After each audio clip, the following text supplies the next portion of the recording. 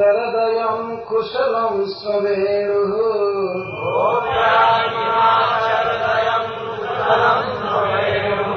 दामोदराधर सुधामपि गोपिकानां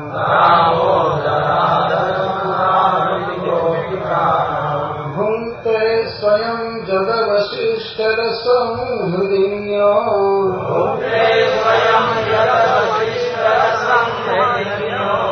हृष्यत्वच श्रुममुचुस्तरवो यथा यः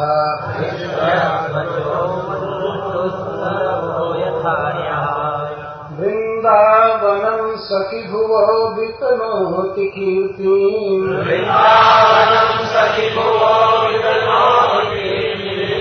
जगदेवकी सुतपदाम्बुजलब्धलक्ष्मी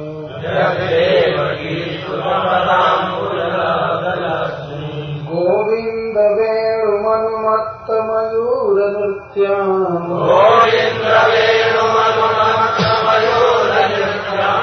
प्रेक्ष्यादृशान्वपरतान्यसमस्तसत्त्वाम्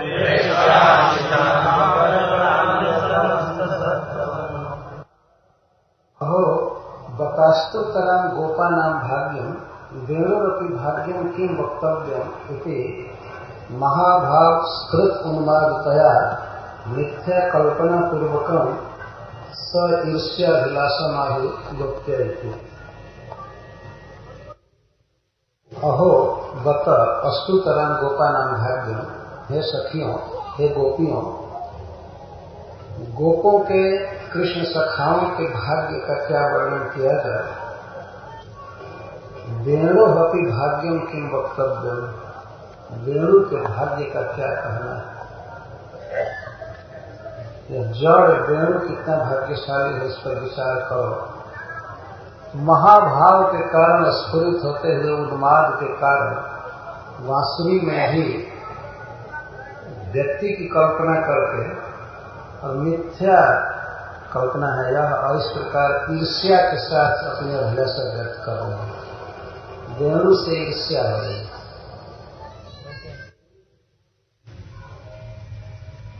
महाभाव अर्थात परम उच्च कृष्ण प्रीति का लक्षण है। कृष्ण से संबंधित किसी भी वस्तु में बहुत सौभाग्य की कल्पना होती है। जड़ पदार्थ में, शुष्क बांस में ऐसी भावना हो रही है कि यह मेरी शौक बन गई है। राधा रानी की भावना है, चाहे अन्य किसी भी गोपी की। तो वेणु के साथ ईर्ष्या हो रही है।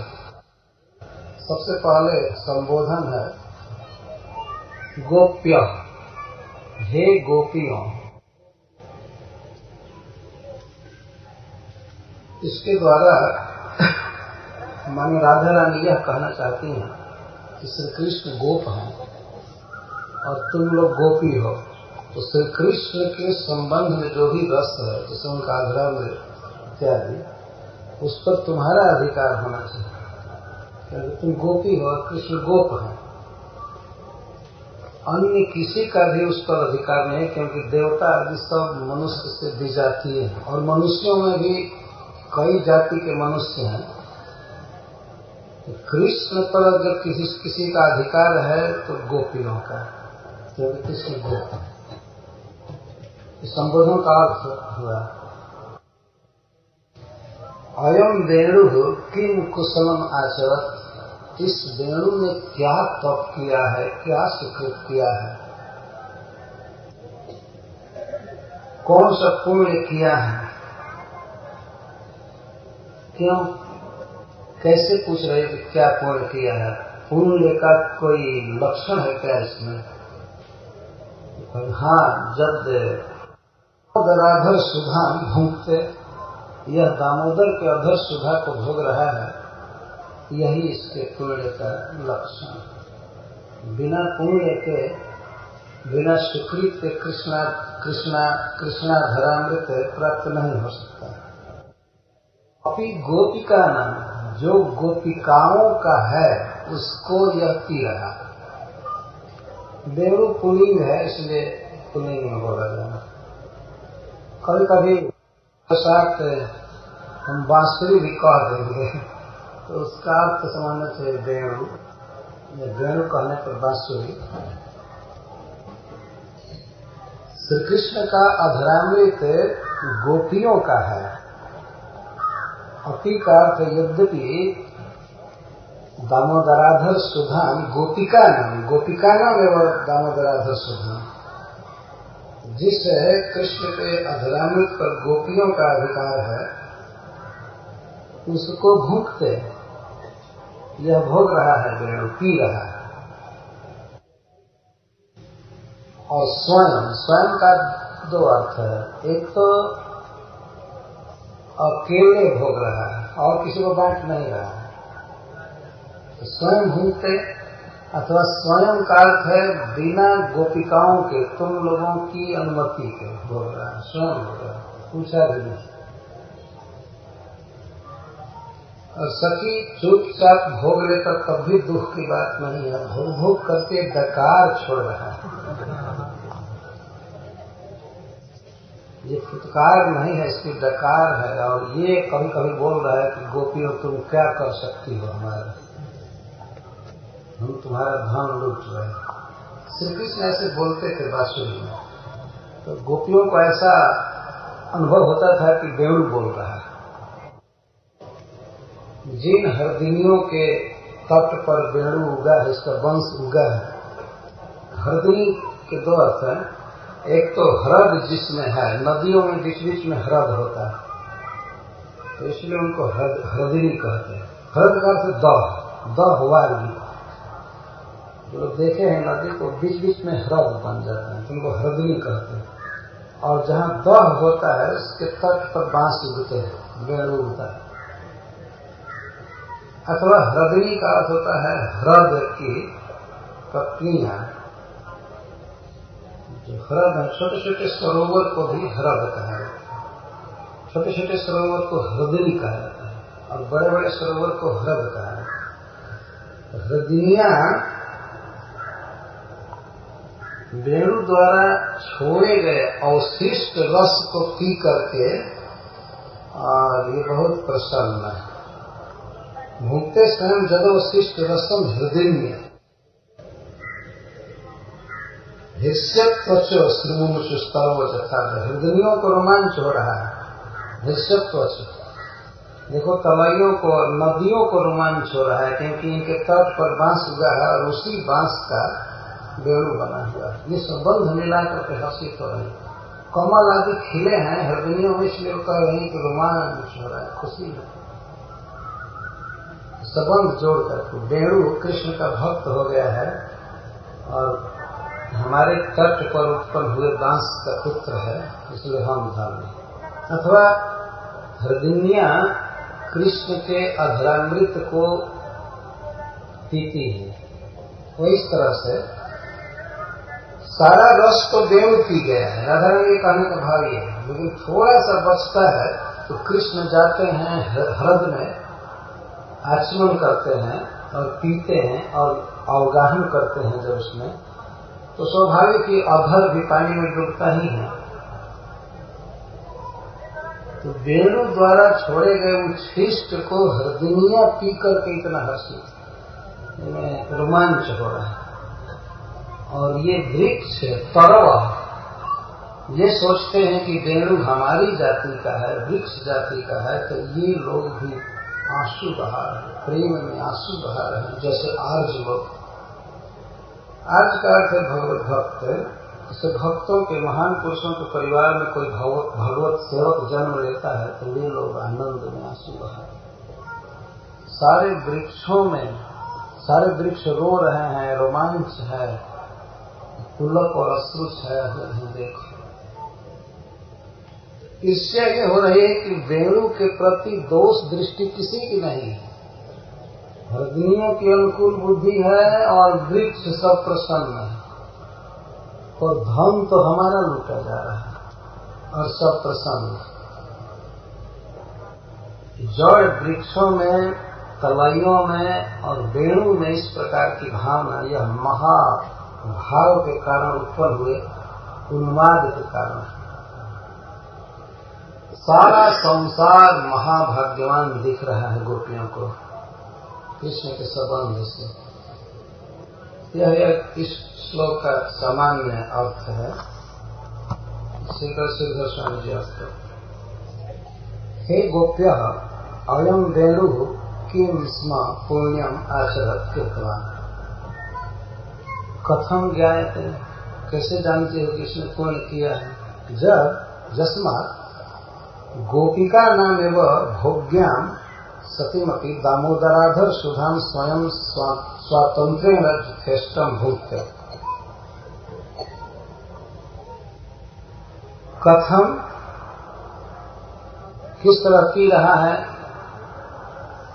क्रिया विशेषण पर प्रश्न किया गया है। कितना पीता है, कैसे पीता है, क्या करता है, तो कहती है अवशिष्ट रसम, केवलम अवशिष्टम रस मात्रम यथा भवति तथा भूते।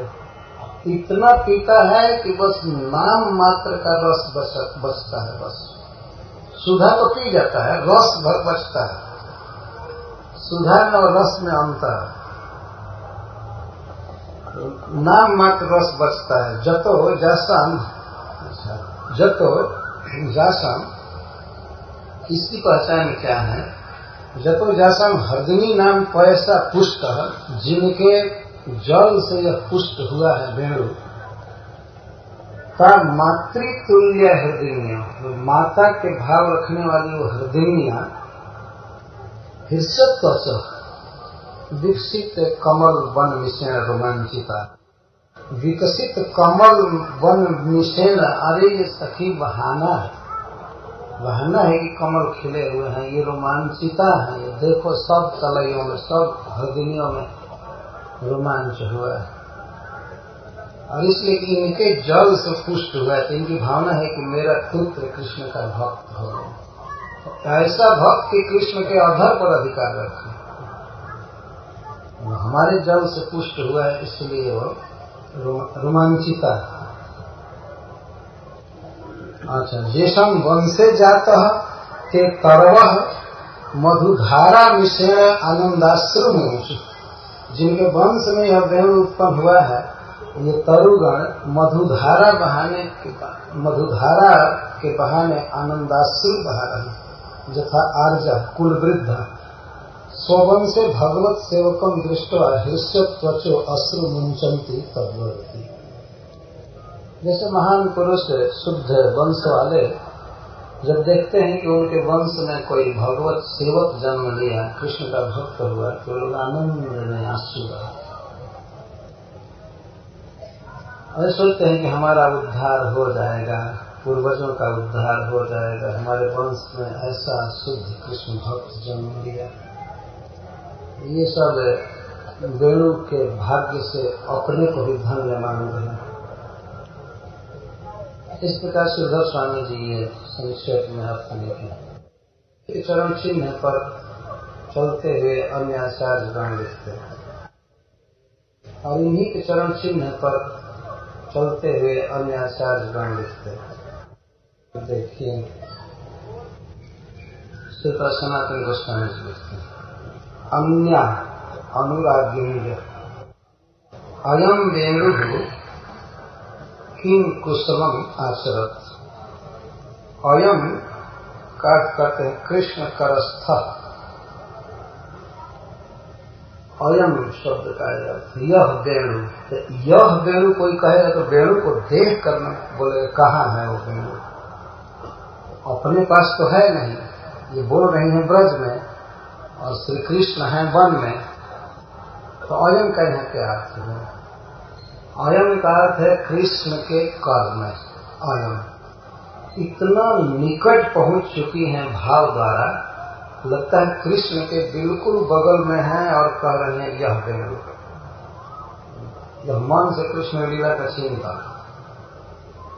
अयम वेणु, यह वेणु किम कुशलम पुण्यम आचरत कृतवान।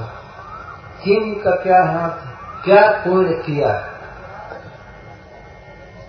यह प्रश्न भी हो सकता है, और किम का अर्थ है अनिर्वाच्यम। अभी सखी इस वेणु ने ऐसा पुण्य किया है जिसे वचन में नहीं बांधा जा सकता है, जिसका वर्णन नहीं किया जा सकता है। और इसका भाग यह भी है कि इसने कुछ पुण्य नहीं किया, फिर भी इसका साहस देखा। किसी सखी ने पूछा कैसे कहती हो कि पुण्य नहीं किया है? राधा रानी कहती है कि पुण्य किया होता पूर्व जन्म में, इस जन्म में तो कुछ किया नहीं। अगर उस जन्म में पुण्य किया होता तो वंश में जन्म लेता। कुछ पुण्य नहीं किया। इसका यह अर्थ है कि मैं कुशलम आचर न किमपि, जो कुछ पुण्य नहीं किया। अथवा दूसरा भाव यह है, सखी हे गोपियों, पता लगाओ कि इसने क्या पुण्य किया है तो मैं भी वैसा पुण्य करूंगी, मैं भी वैसा पाप करूंगी जिससे मुझे कृष्ण का अधरामृत प्राप्त हो। यद्यपि प्रत्येक रात्रि में या दिन में भी राधा रानी को स्वाभाविक सहज सुलभ है कृष्ण का अधरामृत, परंतु प्रेम का यह स्वभाव है, सर्वदा अतृप्ति का बोध होता है। इसलिए वेणु के प्रति ईर्ष्या कर रहे हैं और अपने को ऐसा अनुभव कर रहे हैं कि हमको कभी भी कृष्ण का अधरामृत नहीं मिला। इंद्रियों का फिर नद्य सरस्यो वा, नदियां या सरोवरियां, सरसी वृक्षाद्या अपि जत्र भगवद अनुराग में अस्पत्र किम चेतना अनुराग वार्ता भाव। जहां पर वृक्ष तक भगवान के प्रेम में डूबे हुए हैं और चेतन पदार्थ, वहां चेतनों की क्या बात कही जा सकती है। और चेतन का ऐसा अनुराग कृष्ण के साथ हो सकता है तो फिर सचेतन के विषय में क्या कहें, क्या वार्ता। गोपिका नाम स्वत्वम, अधर सुधायाम ही गोपिका नाम अस्माकम एवं स्वत्वम। कृष्ण के अधरामृत पर हम गोपियों का अधिकार है। क्यों? कृष्ण से गोप जातित्वात् नित्य रात्र अस्माभि संभुज मानत्वादिति मनसी। एक तो कृष्ण गोप जाति के हैं और हम हैं गोपी, इसलिए कृष्ण के अधर सुधा पर हमारा अधिकार है। इस पर प्रश्न होगा, केवल एक जाति होने से ही अधिकार हो जाता है? तो राधा रानी मन में कहती हैं नित्यम रात्रौ अस्माभि संभुज्य मानत्वा, पर प्रति रात्रि में हम उस अधरामृत को पीते हैं, इसलिए हमारा अधिकार है। ऐसा कभी कभी होता है कि कोई संपत्ति किसी की हो लेकिन उसका अधिकार न हो, दखल न हो, लेकिन राधा रानी कहती हैं वो हमारा है और अधिकार भी है। प्रति रजनी में इसका अनुभव। नित्यम रात्र अस्माभि संभुज्य मानत्व। वेणुस्तु विजातीय, वेणु विजातीय है, हमारी जाति का नहीं। एक तो यह मनुष्य नहीं है, पशु भी नहीं है, यह वृक्ष जातीय है। वेणुस्तु विजातीय, परंतु कृष्ण रमितत्वाद आत्मनो कृष्ण प्रेयसित्वाभिमानम भक्त। परंतु कृष्ण इसके साथ रम रहे हैं और कृष्ण के आधार पर यह रम रहा है, इसलिए पुरुष होते हुए भी अपने को कृष्ण प्रेयसी मान रहा है। अरे वो काहे को मानने जाए प्रेयसी, बेचारा वेणु है, लेकिन अपने मन के भावों का आरोप उस बांस पर कर रहे हैं। यह अपने को कृष्ण प्रेयसी का अभिमान रखता है और वो भी पौरुष से नहीं, धृष्टता से, अधिकार से बाहर। पौरुष किया होता, मेहनत किया होता, दूसरी बात है धृष्टता से। धार्ष्ट्यम आविष्कृत्य भूंकते, तत्रापि परकीयम धनम, तत्रापि स्वयं एवं। एक तो दूसरे का धन, हम लोगों का धन, और वह भी स्वयं एवं। न तो अन्यम जन्म कमपि संगिनम करोति, किसी भी व्यक्ति को साथ में आज तक नहीं लिया। कृष्ण का अधरामृत अकेले पी रहा है और तथापि चौरजेण न चौरजेण वो भी चोरी से नहीं पी रहा है, किंतु धन स्वामिनी असमान फुत्कारेण ज्ञातयित्वा और फुत्कार से फंकार से बोल बोल करके हमको बता करके पी रहा है। चोरी से पीता तो वो भी सहन हो जाता, बोल बोल करके पी रहा है। हम कैसे सहें?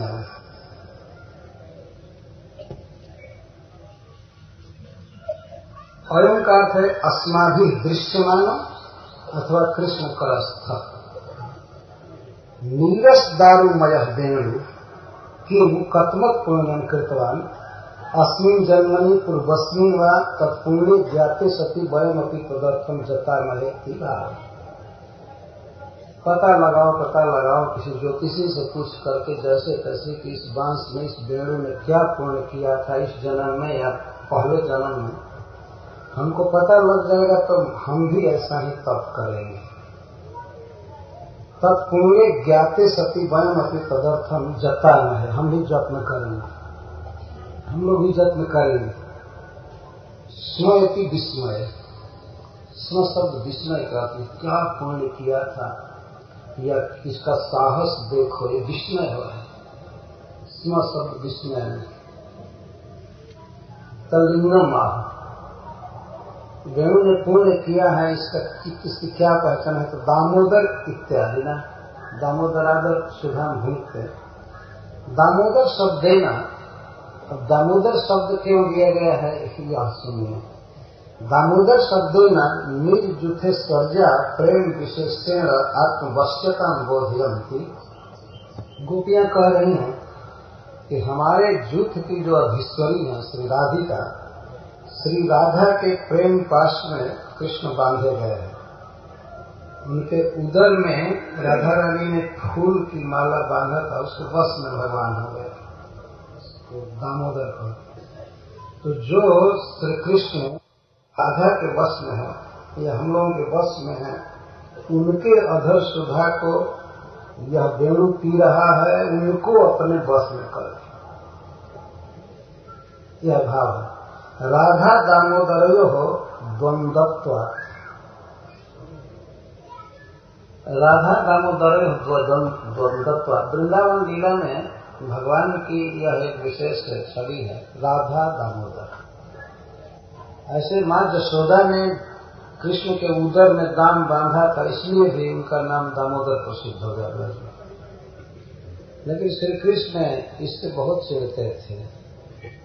कोई भी बच्चा इनको जब चिढ़ाना चाहता था तो कहता था ए दामोदर। दामोदर मतलब मटका फोड़े थे, माँ ने बांधा था।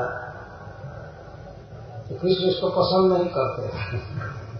भीतर से उन्हें बड़ा आनंद आता था, लेकिन दामोदर कहने का मतलब चोरी करने वाला, मटका फोड़ने वाला, और माँ ने बांध दिया था ऐसे।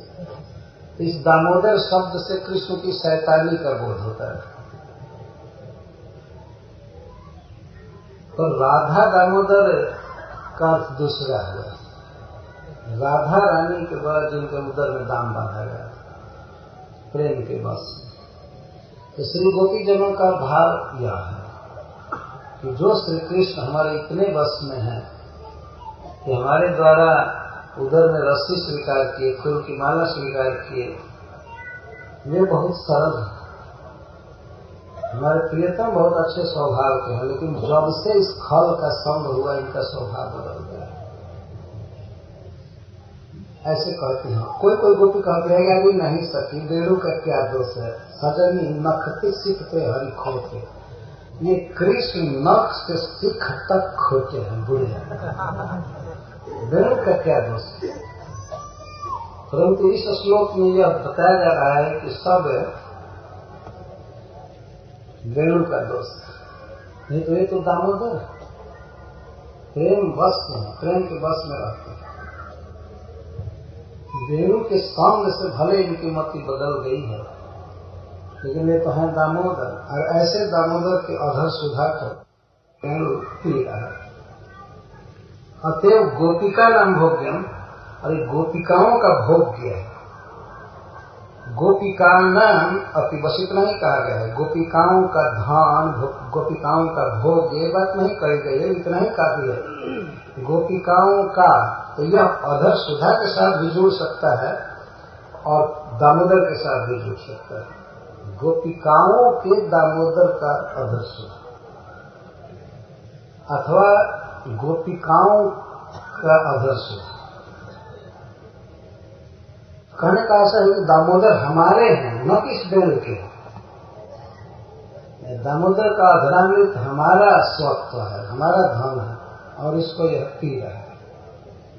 अयमिति पुंसत्व निर्देश, पुंसत्व निर्देश तस्य तद्भोगा योग्य तोक्ता। अयम शब्द कह रहे हैं, और वेणु, वेणु ऐसे भी पुल्लिंग और अयम शब्द भी पुल्लिंग है। स्त्रीलिंग होता तो इयम रहता है, अयम। अयम कहकर पुरुष कह रहे हैं, तो एक पुरुष का कोई अधिकार नहीं है किसी पुरुष के अधरामृत को पीने, तो स्त्री का अधिकार है, यह कहने का भाव। और इसी को गोपिका नाम कहते हैं। हम गोपियों का अधिकार है, इसका अधिकार नहीं है, तथापि भूखते हैं। और तदेकोपभोग्य कत्व में सदा पीबती, और ऐसा पी रहा है, ऐसा पी रहा है, इसको चाहिए था कि थोड़ा सा पी लेता और बाद में कुछ महाप्रसाद, भात, रोटी आदि खाता। यह बिल्कुल नहीं कर रहा है, कभी माखन नहीं खाता, दूध नहीं पीता, केवल अधरामृत को पीने पर पड़ा है। और कहता है कि मैं तो बस इसी तरह से उपवास कर रहा है, एकमात्र वही भोग रहा है। तस्य तब अन्य भोगा दर्शना, क्योंकि वेणु कभी अन्य रस भी पिया है ये हम नहीं देखा है। जब पीता है तो कृष्ण का अधरामृत पीता है, यह इसकी धृष्टता है।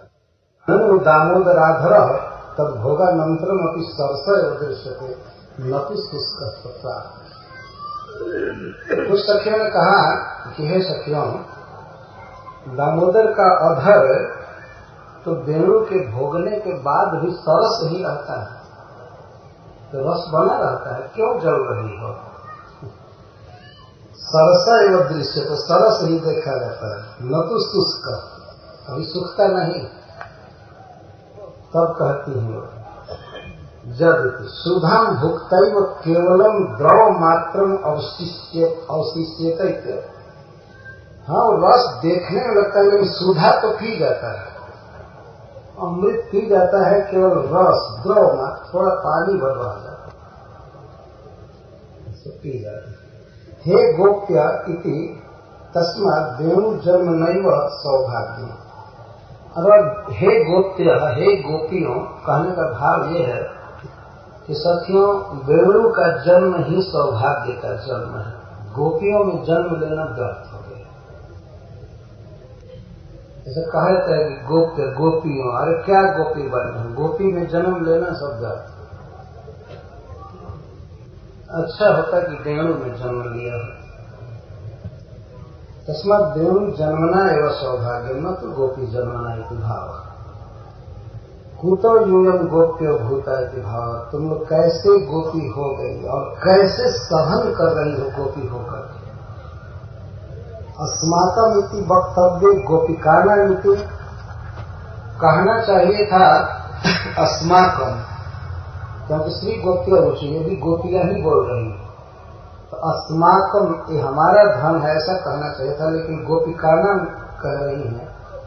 तो इसका भाव है गोपी जात्यैव तद भोग तद जो भोग्यत्व सिद्ध है, क्योंकि गोपी होने पर ही कृष्ण का अधरामृत मिल सकता है।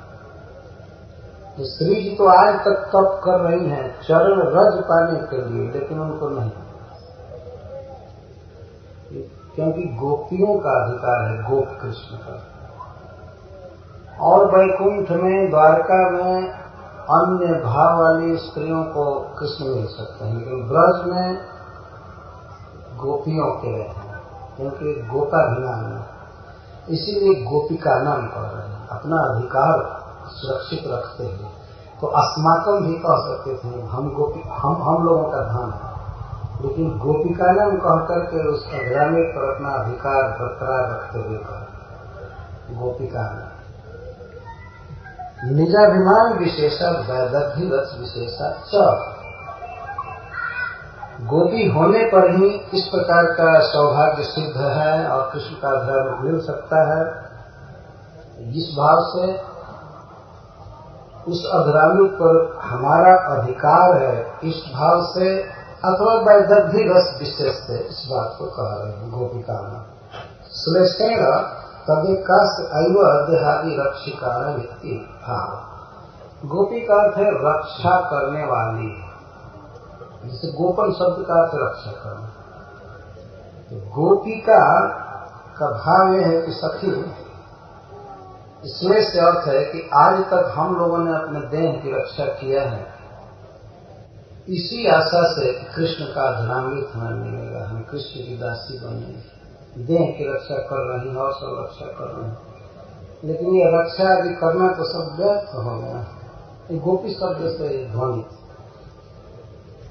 अन्यत्य व्यंजित श्रीका सनातन स्वामी कहते अन्य बातें तो श्रीका श्रीधर स्वामी और आदि व्यंजित है, अधिक कहने की आवश्यकता नहीं। अथवा गोपिका नाम एवं वश्य स्वामी यो दामोदर तस्य करे हृदय वदन च सदा वर्तता नाम। ठीक है, कृष्ण हम गोपियों के हैं। गोपिका नाम एवं वश्य स्वामी वा, चाहे श्री कृष्ण हमारे वश में हो चाहे हमारे स्वामी हो, कृष्ण हमारे यो दामोदर तस्य, ऐसे दामोदर के कर में हृदय में वदन में मुख में सदा वर्तता नामी रहे, हमें इसके लिए कोई चिंता नहीं है। कृष्ण के हाथ में रहे, हृदय में रहे, बदन में रहे, लेकिन अधर सुधाम अपनी स्वयं दुष्मत सम्मति विनय भूलते इति मम दुख। रहे कृष्ण के हाथ में, बदन में या हृदय में, लेकिन अधर सुधा पी रही है और स्वयं दुष्मत सम्मति विनय, तुम लोगों की अनुज्ञा के बिना ही, सम्मति के बिना ही, इनमें स्वयं शब्द आया है। ये इसने पूछा होता तो हम लोग कह सकते थे ठीक है 10 मिनट 5 मिनट की तो वृंदावन में सदा 10-10 घंटा और ब्रज में भी आकर के खिड़क में जहाँ तहाँ सर्वदा तो अनुमति नहीं देते, और शायद इसी में सोचा कि ये लोग अनुमति नहीं देंगे, इसलिए स्वयं तब हम देखो क्या करते हैं। जुस्मत सम्मति विनय वो भूखते हैं। यह भी कहना चाहिए था कि अस्मत् सम्मति विनय गोपिका न, जैसे पहले अस्माकम कहा गया, तो डायरेक्ट स्वयं अपने परिवार न कह करके गोपियों को इसलिए कहा जा रहा है गोपिका नाम कि सब गोपियों को एक होना चाहिए और किसी भी तरह से बांसुरी के अत्याचार से मुक्ति होनी चाहिए। इस दुस्साहस को रोकना है, गोपियों में एकता लाने के लिए आंदोलन हो रहा है बांसुरी के विरुद्ध में, इसमें बहुत बताया। तो जुस्मत सम्मति बिना ही वो भूखते, तुम लोगों की सम्मति के बिना ही भोग रहा है। अवशिष्ट रसम, अवशिष्ट का होता है उत्शिष्ट, उच्छिष्ट, और शिष्ट, शिष्ट का से बचा हुआ, और अव शब्द संस्कृत में हीनार्थ में प्रयोग होता है। जैसे मान शब्द है तो उसमें अवमान, तो वो अच्छा नहीं है, मान के विरुद्ध है। तो इसमें हीनार्थ ये भाव कह रही हैं, अवैति औरतादिवत हीनार्थ है। जैसे कोई रक्त है और उसमें लगाया जाए, रक्त का अर्थ है अनुरक्त, असक्त, अवरक्त, तो औरत का अर्थ भी रक्त हुआ लेकिन हीन अर्थ में हुआ, तो औरतादिवत हीन अर्थ है। और हीनम शिष्टम जस्य रसस्य तथा भूतम देता है, रस छोड़ता है देव लेकिन अवशिष्टम हीन रस, असली सुधा में रस पी जाता है और बाद में जूस छोड़ देता है। थोड़ा सा छोड़ता है, मात्रा भी कम और क्वालिटी भी बिल्कुल पतला, दोनों तरह से ही कर। रस मात्र अपनी न अवशेषयति इति अर्थ, या बिल्कुल रस मात्र भी नहीं छोड़ता है यह अर्थ। अथवा अवशिष्टो रसो रागो जथास्या रागस्य अवशिष्टत्व न कदाचित अपनी विरमेति, अथवा अवशिष्ट रसो रागो जथास्या, अथवा श्री कृष्ण के अधर का राग कभी सदा अवशिष्ट रहता है, बचा रहता है। इसका एक अभिअर्थ है कि हमेशा बचा रहता है, इसके पीने के बाद भी बचा रहता है, इसीलिए लगातार पीता रहता है। श्री कृष्ण का अधरामृत ऐसा है कि हमेशा अवशिष्ट रहता है, बचा रहता है, इसी से न कदाचित अभी विरमित, कभी भी विरत नहीं होता है, हमेशा पीता रहता है। तो पीने पर मान लीजिए अवशिष्ट हो जाए, बच समाप्त हो जाए, तब तो ये पीता ही रहेगा, हमेशा बचा रहता है। और इसीलिए नहीं विरमत होता है, किंतु मुहुर भोक्ष्यता, ये बात हमेशा भोगता रहता है। जदवा सुधा कथम होता, कैसी सुधा, गोपिकानाम अवशिष्टो यो रसस तदापेक्षया तद इतरा शेष रस परित्यागा तद रूपामपितामपि अयम भूमिका। अथवा गोपिका नाम अवशिष्टो यो रस, उस जूठ को पीता रहता है। रात्रि में तो हम लोग पीते हैं, यह भी एक भाव है। गोपिका नाम अवशिष्ट रस यति भूखते, हम लोगों का उच्छिष्ट भोगता है, इसका इतना अनुराग है इसमें। यह भी एक अर्थ है, प्रकारांतर से लगाया जाता है। कथन भूतम सुधाम गोपिकानाम अवशिष्टो यो रस तदेकापेक्षा, उसी गोपियों के द्वारा छोड़े हुए रस को इतना ही पीना चाहता है, उसकी अपेक्षा से तद इतरा शेष रस परित्यागा, उस रस के सामने सारे रस को त्याग करके और तद रूपामति अस्मत् जुष्मत् उच्छिष्टामति भूखते, तुम्हारे उच्छिष्ट को भी भोगता रहता है। तत्र रसो नाम प्रीत्याख्य रस विशेषत्वेऽपि तदात्म्यापेक्षा उपचारेण शुद्धैव रसः किंवा रसनीय मधुर द्रव्य विशेषः। यहाँ पर श्रीपाद सनातन गोस्वामी विचार कर रहे हैं, यह रस का क्या अर्थ है। सुधा शब्द अपने आप में पर्याप्त है, लेकिन अब इस तरह से कहा गया है, जदवशिष्ट रसम हिंदुनिया भूत, जत अवशिष्ट रसम, जत का अर्थ जिसका या जस्मात, अवशिष्ट रसम, अधर सुधा को भोगता है और नीचे बची हुई अधर सुधा न कह करके बचा हुआ रस का, तो दोनों में भेद हो गए। यहाँ पर अर्थ किया जा रहा है रसनीय मधुर द्रव्य विशेष इति रस। बहुत एक द्रव्य विशेष हो, तरल पदार्थ, और उसमें वो रसनीय हो, चमत्कार पैदा करे, उसको रस कहते हैं। अथवा इसने पुण्य किया है, इसके एक दूसरे लक्षण को प्रकट करने के लिए यह बात कही जाती है। जस अवशिष्टम उच्छिष्टम एवं तथापि रसम द्रव मात्रम न तो सुधा हृदय स्नान पानादिना जगताम पावन्य सर्वार्थदस्त श्री जमुनाद्या नद्यों की भूंजते।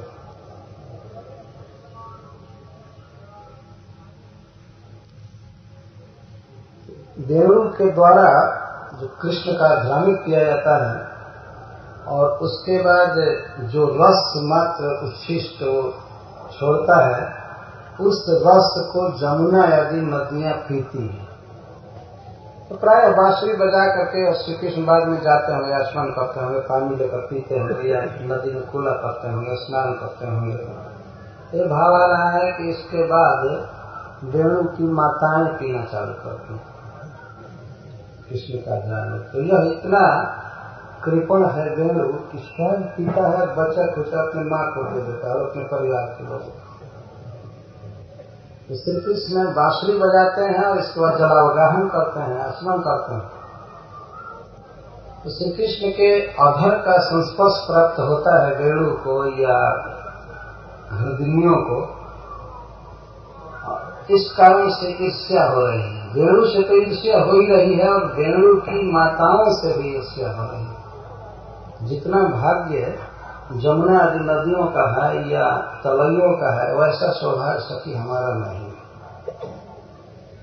स्नान पानादियां जगतम पावन्या, हृदय कहते जमुना या मानसी गंगा आदि नदियां ऐसी हैं कि इनमें कोई स्नान करे, इनके जल का पान करे तो जगत के समस्त जीवों को पवित्र कर देती हैं, सर्वार्थ देती हैं।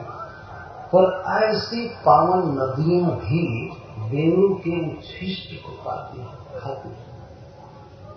सारी जगत के पापों को दूर करने वाली हैं, वे वेणु के उच्छिष्ट को पाती हैं, भुगती। तो वहां से इसका अर्थ है कि रस है तब तो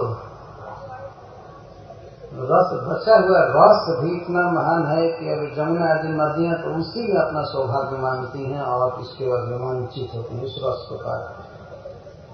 इसका अर्थ यह है कि कृष्ण बांसुरी बहुत देर तक बजाते हैं और नदियों में अवगाहन कम देर तक करते हैं।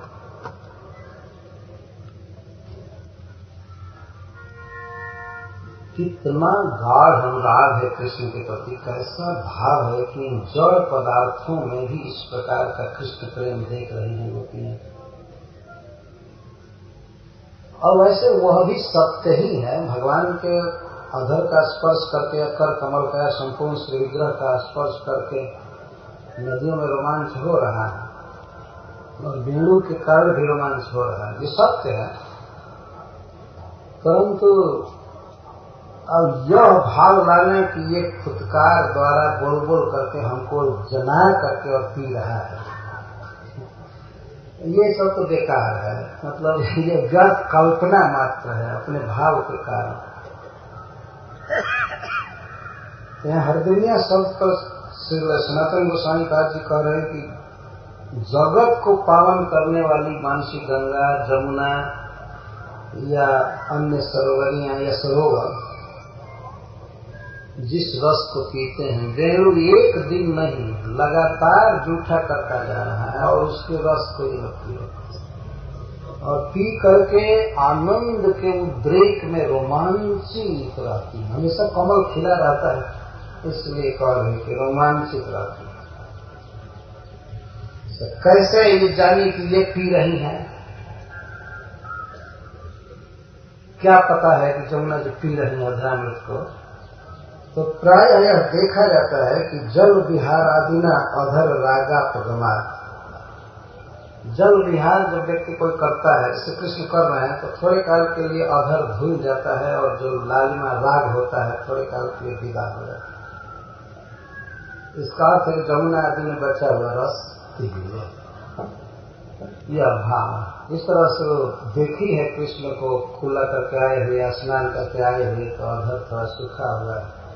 ज्यादा देर तक स्नान करने पर, पानी में रहने पर ऐसा होता है।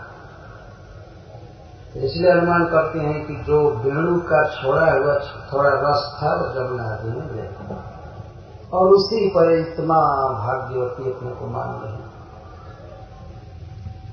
जगत को पावन करने वाली नदियां और वेणु के उच्छिष्ट को ग्रहण करके सौभाग्य मान रही।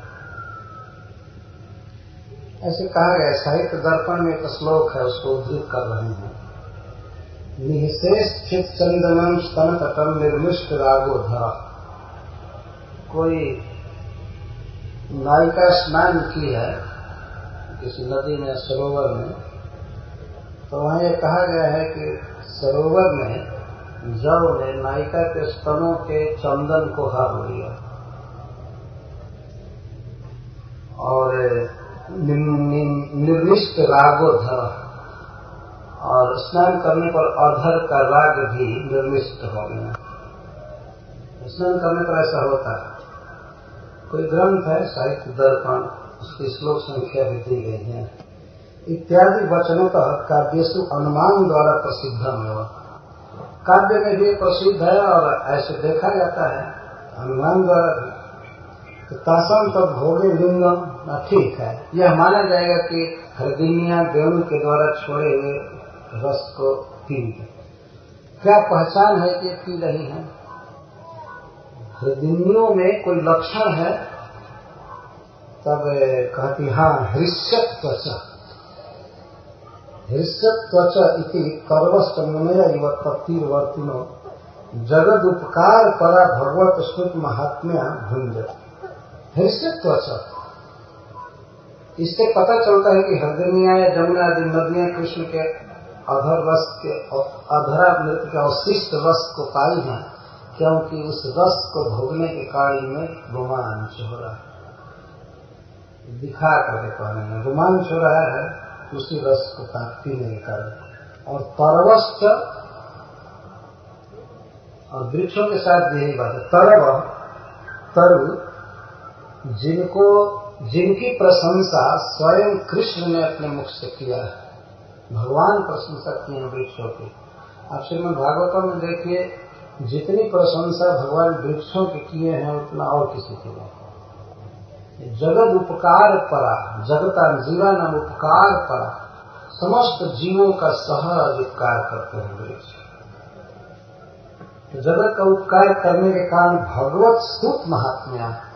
तो श्रीमद् भागवतम के 10वें स्कंद, एक भी कण वृक्ष का बेकार नहीं जाता, सब दूसरे के काम में आ जाता।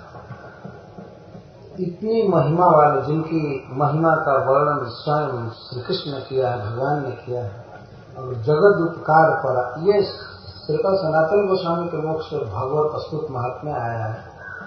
लेकिन गोपियों के मुख से भी ये आ सकता है। कृष्ण जिनकी इतनी प्रशंसा करते हैं, जो जगत उपकार पर आए हैं, तब तीरवर्ती जमुना के तीर पर जिनका जन्म हुआ है, या मानसी गंगा आदि के तीर पर जिनका जन्म हुआ है, ऐसे वृक्ष भी भुंज जाते हैं। प्रथम तो सारा रस 99% तो भोग गया वेणु, 1% बचा तो उसको तलैयों ने भोगा, और तलैयों के तीर पर अपने जड़ से उनका पानी पीते हैं। तो इसके बाद वृक्ष भोग करके ये आनंद में आशीष हुआ है। इस तरह इनडायरेक्टली ये अपने को बड़ भागी मान रहे हैं। कैसे पी रहे हैं? पादइश नदी जल पानतः, और वह भी अपने पैर से नदी का पानी पी करके इतना आनंद में है। जिस नदी के जल में कृष्ण के अधरामृत का बचा हुआ रस मिला है, उसको तो पी करके नदियां प्रसन्न हैं, और उन नदियों के जल को पी करके वृक्ष आनंदाश्रु बहा। कैसे पता है कि ये वृक्ष आनंद में है? तत्र लिंगम, पहचान, अश्रु मुमुसु, ये अश्रु बहा है। वृक्ष प्रसन्न रहते हैं तो मधुधारा बहती है, मधु के छोटे छोटे टुकड़े गिरते हैं या शाखाओं पर मधुधारा निकलती है, तो अश्रु मुमुसु होती। अन्यथा तादृश हृष्यत्व का श्रम मोक्ष कर्तानुपत्य। अरे सखी, अन्यथा दूसरे कारण से इन वृक्षों में ऐसे आनंदाश्रु कभी नहीं निकल सकते हैं, ऐसा रोमांच हो ही नहीं सकता। तो वृक्षों में मधुधारा हो रही, तो अश्रुपात हो रहा है, और इनमें भी रोमांच है। वृक्षों में फूल खिले हुए हैं, फल लगे हुए हैं, और बिल्कुल स्तब्ध झुके हुए, ये रोमांचित। तत्र दृष्टांत, किस तरह से वृक्ष सुखी हैं इसका दृष्टांत दे रही है। आर्जा, जथा आर्जा, आर्जा का अर्थ है महांत। महांत जथा श्री भगवद रसानुभवेन एवं हर्षाद रोमांचिता गलद अश्रु मुचः च भवन्ति न अन्यथा। जितने भी संसार में महान पुरुष हैं, भगवत भक्तगण, आचार्यगण, वे लोग भगवत रस के अनुभव से ही रोमांचित होते हैं, और उनके आंखों से आंसू बहते हैं, अन्य प्रकार से नहीं। तो वृक्ष तो वैसे ही महात्मा है, महात्माओं के गुरु हैं। अपनी लीला में भगवान श्री कृष्ण ने ये बात तो कह ही दिया, लेकिन बाद में चैतन्य महाप्रभु के रूप में आकर के सबको कहा कि वृक्षों को गुरु बनाओ। तरोरिव सहिष्णु, वृक्ष जैसा सहिष्णु बनो। तो वृक्ष को आचार्य के स्थान पर रखा, दृष्टांत, और दीनता के लिए तृण ऐसे सीखना चाहिए, दीनता और सहिष्णुता वृक्ष। तो ब्रज लीला में भगवान प्रशंसा किए हैं वृक्षों की, और चैतन्य महाप्रभु के रूप में लीला कर रहे तो वृक्ष ही उनको गुरु मिले सिखाने के लिए। तो इस प्रकार से अवश्य महान है। जिसकी प्रशंसा भगवान कर रहे हैं वो महान नहीं होगा, कौन हो सकता है? तो पहले से परंपरा रही है कि महान पुरुष भगवद रस के अनुभव से ही रोमांचित होते या आनंदाश्रु बहाते। तो यह कहा जाए कि ये बोल तो नहीं रहे हैं, तो इस पर भाव यह है कि वाष्प से गदगद वाणी है, बोला नहीं जा रहा, आनंद से केवल आंसू बहा रहे हैं, रोमांचित। कभी कभी महान पुरुषों में ऐसा देखा जाता है कि भगवत रस विशेष का अनुभव करके उनकी वाणी बिल्कुल स्तब्ध हो जाती है, केवल मन लीला में रहता है और वाणी से कुछ उच्चारण नहीं होता है, आंखों में आंसू बहता है, शरीर में रोमांच है। तो जथा आर्जा महान तो श्री भगवद रसानुभवेन एवं हर्षाद रोमांचिता गलदस्त्रु मुचश्च भवन्ति न अन्यथा।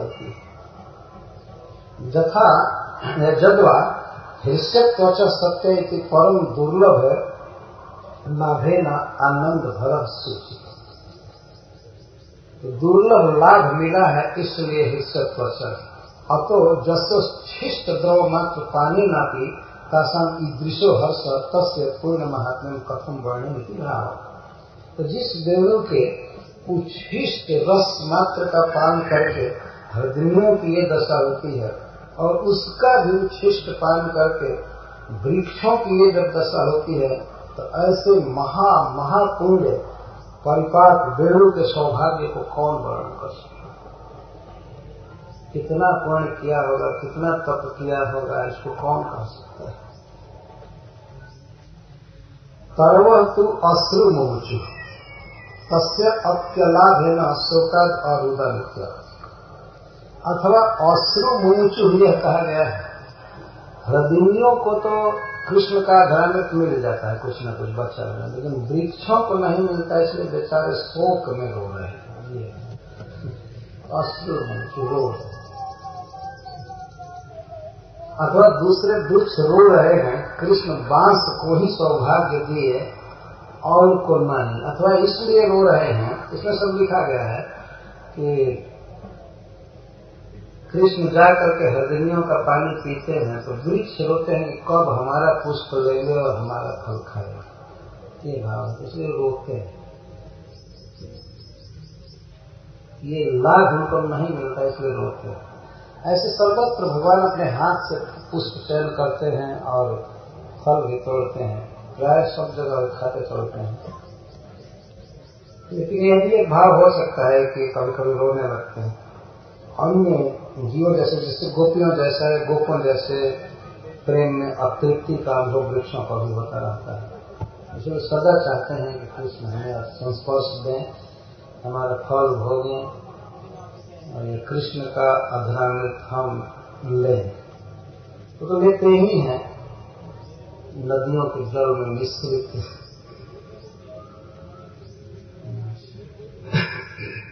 किम भूता आर्जा, कैसे आर्ज?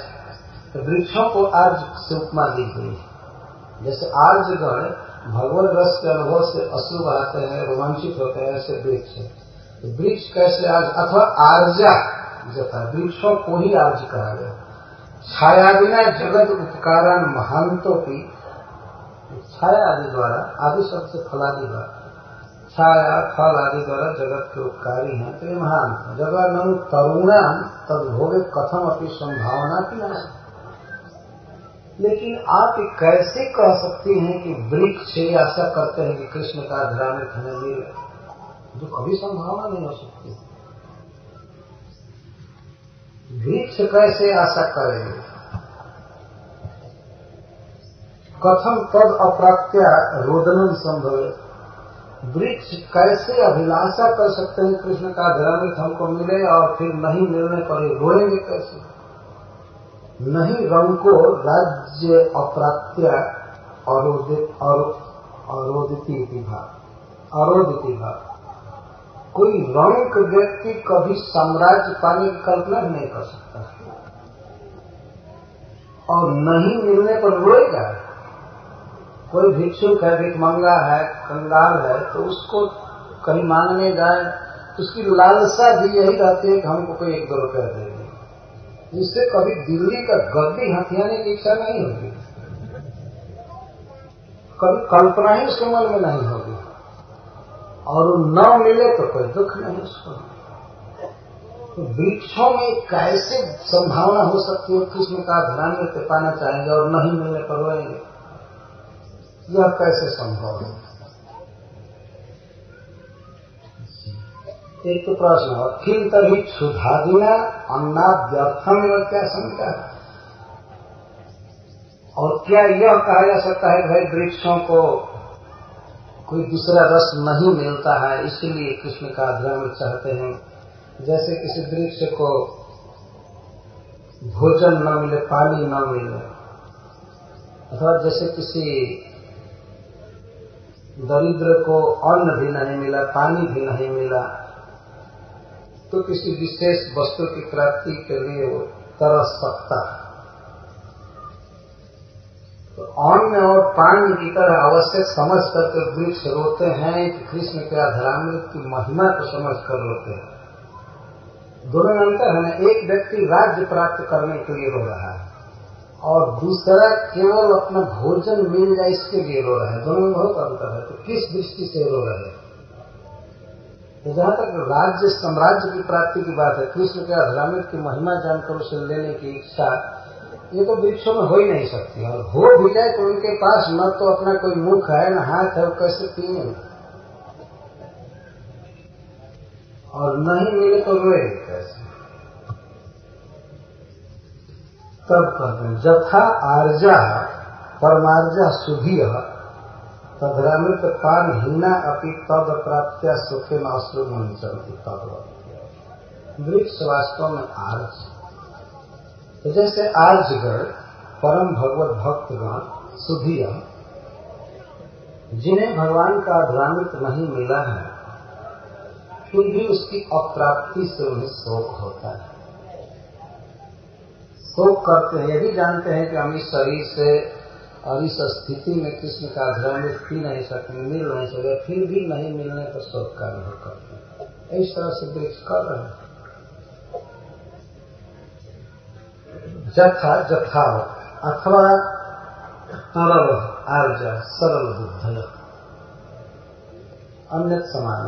अतो अयम गोप्य, इसलिए हे गोपियों, राधा रानी आदि सखियां कह रही, हे गोपियों, निभृतम कुत्रापि संगोप्य रक्षण इत्यर्थ। इस बंसी को चुरा करके और एकांत में रख लिया जाए। यह अब कृष्ण का अधरामृत न पीने पावे, यह भाव है। इस पर श्री विश्वनाथ चक्रवर्ती ठाकुर ने भी बहुत लिखा है। किंतु जस्य स्वजाति संभवस्य वेणोस्तादृशम सौभाग्यम दृष्ट्वा सर्वे स्थावर जाते अपि मधु मिश्रण अश्रु मुमुचु। हरिसखियों, स्थावर जाति में जन्म होने के कारण वेणु के सौभाग्य को देख करके समस्त स्थावर जाति मधु के बहाने अश्रु बहा रहे हैं आनंद में। तत्र दृष्टांत तथा आर्जा पितर स्वकुल संभवस्य तादृशम सौभाग्यम अनुभूय अश्रु मुचन्ति। जैसे भगवत भक्तगण होते हैं और देखते हैं कि उनके वंश में कोई भगवान का भक्त उत्पन्न हुआ है तो ये लोग बहुत प्रसन्न होते हैं, गदगद होते हैं, रोमांचित होते हैं, आंसू बहाते हैं। यदि अच्छा व्यक्ति होगा, आर्य होगा, तो उसके वंश में कृष्ण भक्त हो तो बहुत हर्षित होगा। यह एक प्रकार से आर्य की परिभाषा दी गई है। केवल नाम आर्य बख लेने से ही व्यक्ति आर्य नहीं हो जाता। आर्य का अर्थ है कृष्ण भक्त। हरे कृष्णा कृष्णा कृष्णा हरे हरे, हरे राम राम राम हरे हरे। सरल बुद्धि, भगवान का आश्रित व्यक्ति। तो आर्य के वंश में कृष्ण भक्त होते हैं तो ये लोग आनंदाश्रु बहाते हैं, रोमांचित होते। इस तरह से प्रत्येक व्यक्ति को आर्य बनना चाहिए। उनके वंश में कोई व्यक्ति भक्त हो रहा है तो बहुत प्रसन्न हो। ईर्ष्या पक्ष, अच्छा ठीक है, ये तो अनुकूल भाव से वेणों के विषय में कहा गया। इसके वंश के सब लोग आनंद में। ईर्ष्या पक्ष में कृष्ण से कहते हैं तस्मात् समाज एवं तादृश कस्य कस्य कोवर दोष। अरे सखियों, ये बेड़ू का सारा समाज ही ये कहीं ढंग का ऐसे ही है। कोई भी अपने परिवार में जन्म लिए हुए बेड़ू के दोषों को नहीं देख रहा है। तो एक का क्या दोष है, बेड़ू का क्या दोष? सारा समाज ही ऐसा। तलैया सौभाग्य मान रही हैं, सारे वृक्ष करोड़ों करोड़ों इसका भाग्य मान रहे हैं। दोष तो केवल हम लोगों को दिखाई दे रहा है, सब लोग इसके केवल गुण को देख रहे हैं। क्या कहा है? समाज का दोष है, इसका एक करना तो बेड़ू का ही दोष नहीं, सारा समाज ऐसा हो गया। चक्रवर्ती कार्य कहते किंच नयम फुटकार।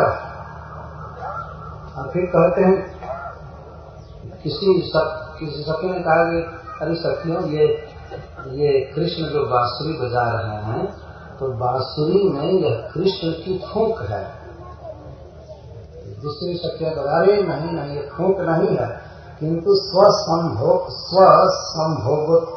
मणितम एवं। मणित का संस्कृत में होता है डकार। अरे अधरामित पी करके यह इसकी डकार है, कृष्ण नहीं फूंक रहे हैं। तच्च अस्मन श्रावित्रा एवं, और वो भी हम लोगों को सुनाकर। डकार आवे तो इतना उच्च डकार नहीं लेना चाहिए, ऐसे तत्रापि न वशिष्ठम, कुछ भी बचने नहीं देता है रस। किंचित मात्रों की जब तत्व था यथा सभी, ऐसा चलाके से भोगता है कि कुछ भी रस बचने नहीं देता है। धन स्वामी अस्माकम कृते स्वभुक्ता व सिस्टम अपनी किंचित न रक्षती। हम लोग स्वामिनी है उस धन की, कृष्ण के अधरामृत की स्वामी हम हैं, लेकिन हम लोगों के लिए भी कुछ भी नहीं छोड़ता है। अहो धार्ष्ट्य भाव, इसकी अद्भुत धृष्टता है। और किंच तब देश वर्तिना सर्व जनस्तादृशा क्या हो। और इस देश में, इस वृंदावन में सभी ऐसे ही हैं। वेणु के जाति के जितने लोग हैं सब ऐसे हैं। न हरदिनियों ने कभी इसको डांटा, न वृक्षों ने डांटा, उल्टे आनंद के आंसू बहा रहे। तब देश वर्तिना, जिस देश में वेणु का जन्म हुआ है, जिस स्थान में, तो तब देश वर्तिना सर्वे व जना तादृशा एवं, उसी के समान। यह जैसे खल है वैसे सारा इतना दोष भरा है वेणु में, लेकिन कोई वेणु में दोष नहीं देखा। जब अधर सुधा होगा तम विक्षेप्यर्थ। भगवत गुणान श्रुत्वा अश्रु पुलकादिमंतो भवन्ति तथैवते वेणुर्मणितम स्तुतेति हृदय से सत्य स्तरव से सखाय दूता है। अरे ये जो नदियां हैं या तलैया हैं, इस वेणु की सखियां हैं, और वृक्ष जो हैं ये सब इसके सखा है, ये सब इसके सहायक बन रहे हैं। और सब ने मिल करके समाज इकट्ठा करके यही खाना है। क्या हम लोगों से बैर खाना है कि अब गोपियों को कृष्ण का अधरामृत एक सीकर भी नहीं सुलभ होने देंगे हम लोग। सब वेणु को आगे बढ़ा करके और इस तरह से प्रोत्साहित कर रहे हैं। अतो अयम गोप्य निभृतम कुत्रापि रक्षणीय यथा कृष्णाधरम न प्राप्नोति इति असूया। इस तरह से ये भाव है कि किसी भी तरह से इस वेणु को छिपा करके कांत में रख दिया जाए, जिससे कि ये कृष्ण के अधरांगी को न प्राप्त कर सके। यह असूया नामक संचारी भाव है। संचारी भाव बहुत थोड़ी देर के लिए रहता है, संचरण करता रहता है। असूया बांसुरी के विषय में गोपियां कहती हैं, कुछ पद सूत्रदास जी के हैं।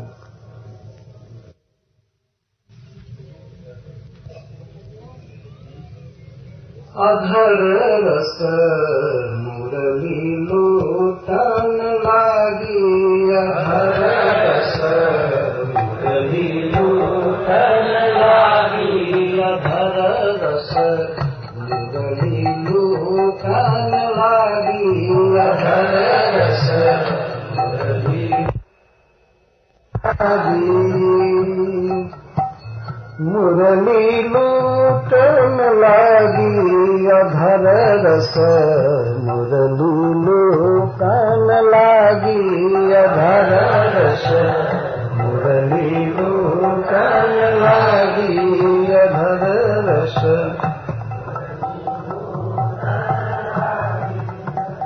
जारस को सत ऋतु तप कीना, जारस को सत ऋतु तप कीना, सोरस पियत सभागी, अधर रस मुरली लूटन लागी, अधर रस मुरली लूटन लागी, अधर रस मुरली लूटन लागी। तो गोपियां कहती हैं कि जिस रस को पाने के लिए हम लोगों ने 6 ऋतुओं में तप किया, कात्यायनी की पूजा किया, क्या क्या किया, बहुत दुख सही, घर का लांछन सही, सास ससुर के पति की उलाहना सही और सब सही, जिस रस के लिए हमने सालों भर तप किया 6 ऋतुओं में, उस रस को यह सौभाग्यवती बांसुरी पी रही, मुरली पी रही। जारस को सत ऋतु तप कीना, जारस को सत ऋतु तप कीना, जारस को सत ऋतु तप कीना, जारस को सत सोरस पियत सभागी, अधर रस सोरस पियत सभागी, अधर रस मुरली लूटन लागी, अधर रस मुरली लूटन लागी, अधर रस। कहाँ रही कहाँ रही कहाँ आई, कहाँ रही कहाँ आई, कौन यही बुलाई, अधर रस कौन आई बुलाई, अधर रस मुरली लूटन लागी, अधर रस मुरली लूटन लागी। कहाँ थी और कौन इसको बुलाया, कहाँ रही कहते ही आई, कहाँ रही कहाँ से आई है, कौन इसको बुलाया यहाँ, कहाँ रही कहते ही आई, कहाँ रही कहाँ कौन आई बुलाई, अधर रस कौन आई बुलाई। चक्रित भई कहती ब्रजवासिनी, चक्रित भई यह तो भली न आई, अधर रस यह तो भली न आई, कहते मुरली लूटन लागी, अधर रस मुरली लूटन लागी, अधर रस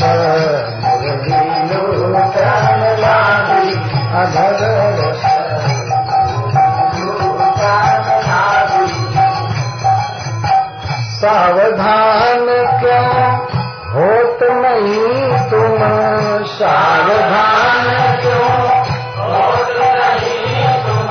अरे गोपियों अब क्यों नहीं सावधान हो रही है? इसको किसी तरह चुराओ या कुछ काट कर जमुना में फेंक दो या सारे बांस में आग लगाओ और बांसुरी न बजने का।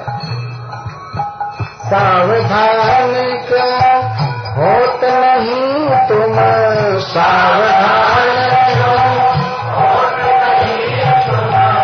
उपजी बुरी बलाई अघर से, उपजी बुरी बलाई। सूरदास प्रभु हम पर ताको, सूरदास प्रभु हम पर ताको। तीनू सौत बजाई अघर रस, तीनू सौत बजाई अघर रस। मुरली लोचन लागी अघर रस, मुरली लोचन लागी अघर रस।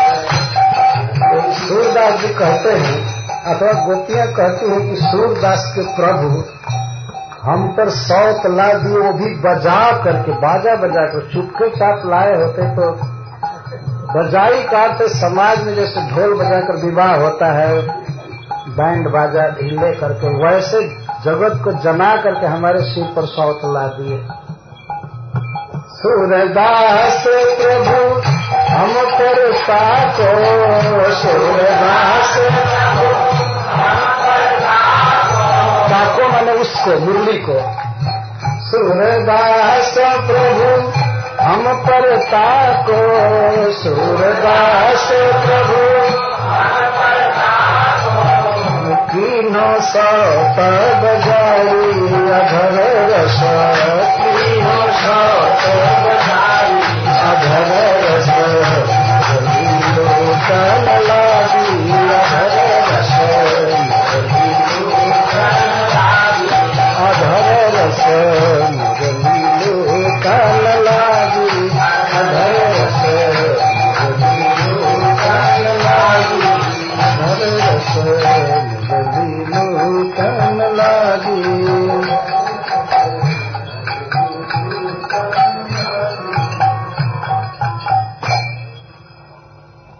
पृष्ठ 5 पर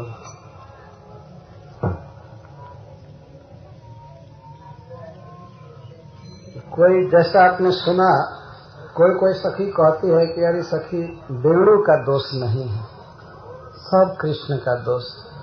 हम लोगों ने इतना प्रेम किया लेकिन इसको भूल गए और नई नई ये बहू लाए हैं इसे इतना प्रेम करने। कोई कहते अरे श्याम सदा से ऐसे ही है, तुम नहीं जानती हो उनको।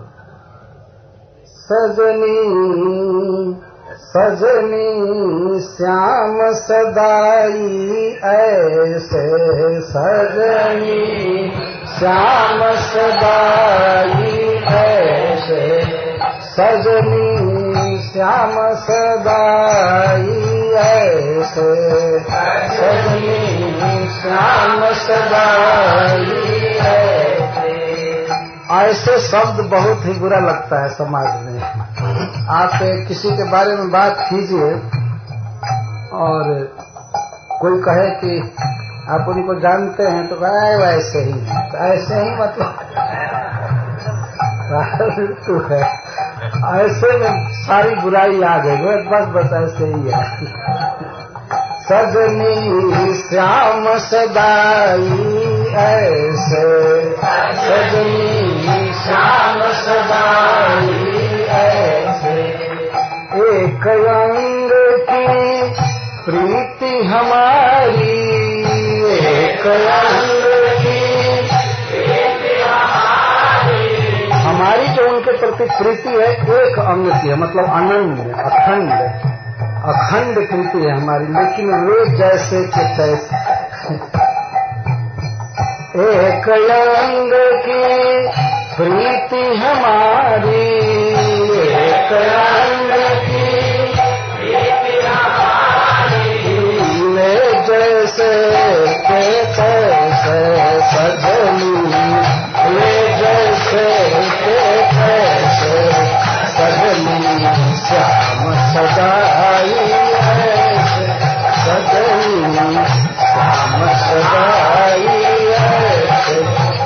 सजनी श्याम सदा ऐसे।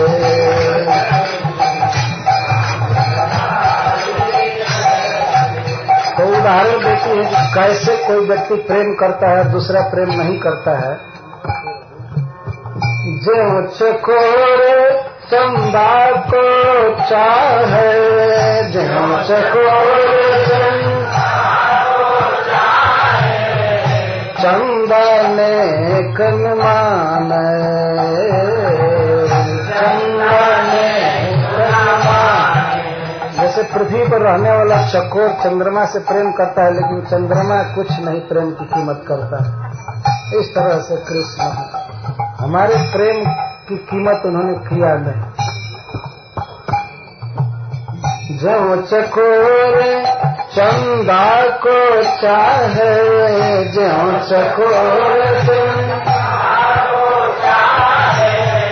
चंदा ने कन माने, सजनी चंदा ने कन माने, सजनी श्याम सदाई ऐसे, सजनी श्याम सदाई ऐसे, सजनी श्याम सदाई ऐसे, सजनी श्याम सदाई ऐसे।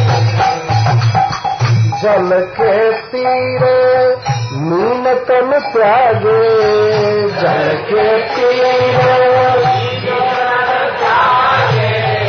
मीर मिठुर नहीं जाने, मीर मिठुर नहीं जाने। जैसे मछली जल के तट पर मर जाता है, लेकिन पानी बहता हुआ छोड़कर चला जाता है। वो ये नहीं ध्यान रखता कि बेचारी मछली छटपटा रही है मेरे लिए, वो पानी बहता जाता है। ये कृष्ण की दशा।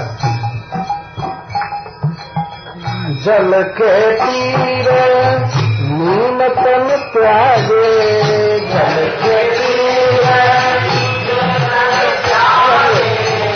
ताली मत बजाओ। जल के तीरे मीन तन त्यागे, जल के तीरे मीन तन त्यागे, मीर मिठुर नहीं जाने, सजनी मीर मिठुर नहीं जाने, सजनी श्याम सदा हरि ऐसे, सजनी श्याम सदा हरि ऐसे, श्याम सदा हरि ऐसे, सजनी श्याम सदा हरि ऐसे। और जैसे पतंग आग पर गिर जाता है, आग से इतना प्रेम करता है, लेकिन आग जला देता है उसको। फतिंगे के प्रेम की कीमत नहीं करो। जो पतंग उड़ी परय ज्योति तकी, जो पतंग उड़ी परय ज्योति तकी। अब ये उदाहरण सूरदास जी इसलिए दे रहे हैं या गोपियां इसलिए दे रहे हैं कि जल मान लीजिए बह जाता है, मछली का कुछ नुकसान तो नहीं करता है ना, इसलिए अग्नि का उदाहरण दे रहे हैं। वो तो पतंग प्रेम करता है आग से, और आग जलाकर उसको राख कर देता है। ये कृष्ण हम लोगों को किया। सजनी श्याम सदाई ऐसे, सजनी श्याम सदाई ऐसे, सजनी श्याम सदाई ऐसे, श्याम सदाई ऐसे। जो पतंग उड़ी पर ज्योति तकी, जो पतंग उड़ी पर ज्योति तकी, वाके में कन भाए, वाके में कन भाए। चातक रति रति जन्म गवावे, चातक रति रति चातक रति रति जन्म गवावे, चातक रति रति जलवे गारत खाए, सजनी श्याम सजनी श्याम सगाई ऐसे सजनी श्याम सगाई ऐसे सजनी श्याम सगाई ऐसे।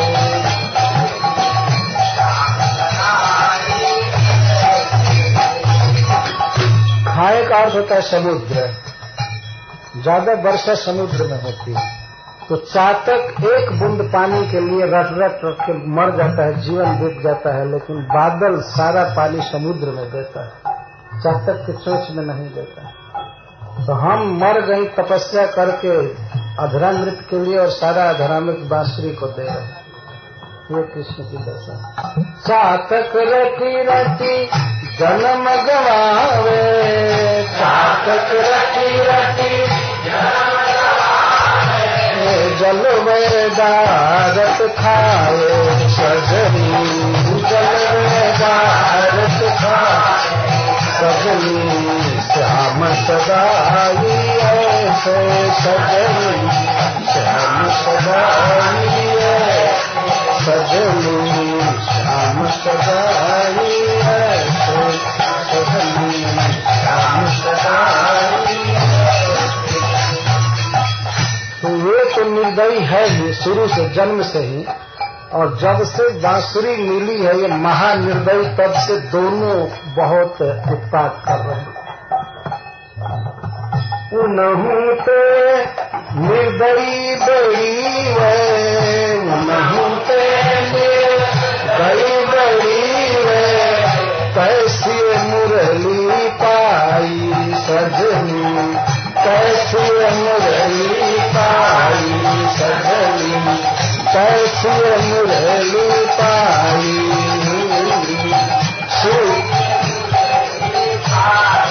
सूर श्याम जय शीतल शिव, सूर श्याम जय शीतल शिव, सूर श्याम जय शीतल शिव, सूर श्याम जय शीतल शिव, भली बनी जब माई सजनी, सजनी जब माई सजनी श्याम सगाई ऐसे सजनी श्याम सगाई ऐसे सजनी श्याम सगाई सजनी श्याम सगाई सजनी श्याम सगाई।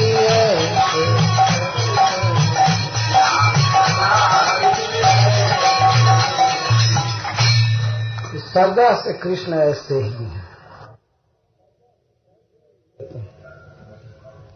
सजनी नख सिखते हरि खोटे, सजनी नख सिखते हरि खोटे, सजनी सात पर सजनी नख सिखते हरि खोटे, सजनी नख सिखते हरि खोटे।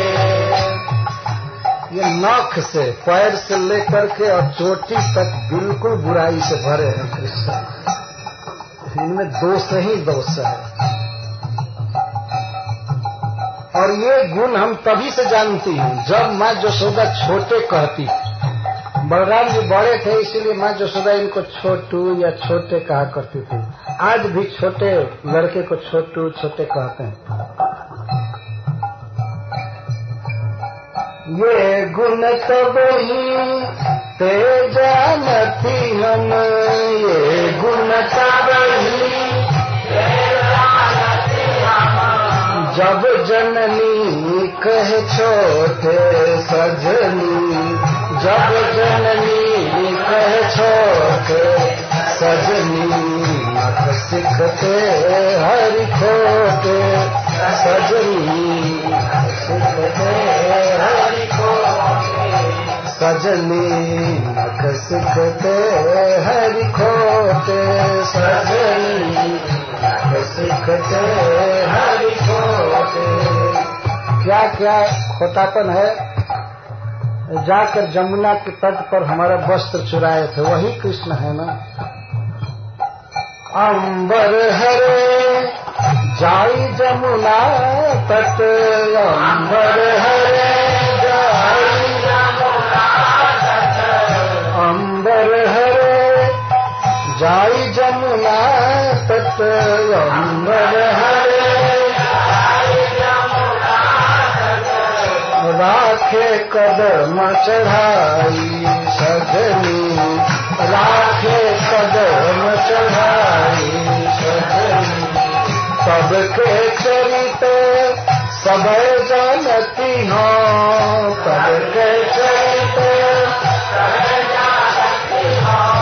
कीनी नीलज बनाई सजनी, कीनी नीलज बनाई सजनी। सिखते हरि खोते सजनी, सिखते हरि खोते। जब जब हम तप करी तन गारो, जब हम तप करी तन गारो, अधर सुधा रस काज सजनी, अधर सुधा रस काज सजनी। सो मुरली निबरे अचरती है, सो मुरली ऐसे हैं ब्रजराज मुर, ऐसे हैं ब्रजराज सजनी। सिखते हरि खोते सजनी, सिखते हरि खोते। हमको यो औरन को ऐसे, हमको यो रन को ऐसे, मुझरक दीनों डार, मुझरक दीनों डार। सूरईते पर चतुर कहावत, सूरईते पर चतुर कहावत, कहा दीजिए धारी सजनी, नख दीजिए धारी सजनी। नख सुखते हरि खोते सजनी, सुखते हरि खोते सजनी, सुखते हरि खोते सजनी। ये गुण कब ही ते जानती हम, ये गुण कब ही ते जानती हम। जब जननी कहे छोटे सजनी, जब जननी कहे छोटे सजनी। सुखते हरि खोते सजनी, सुखते हरि खोते सजनी, सुखते हरि खोते।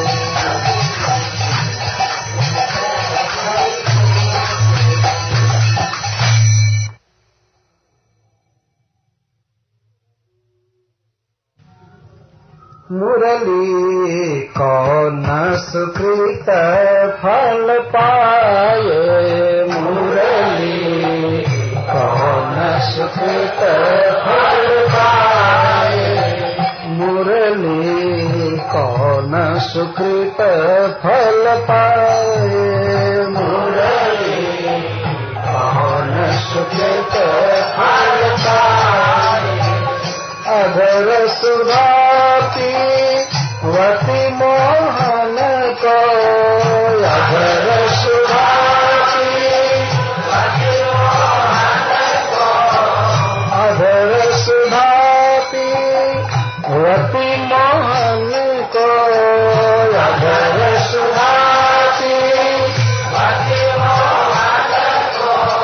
सब कलंक नसाए मुरली, सब कलंक नसाए मुरली। कौन सुकृत फल पाए मुरली, कौन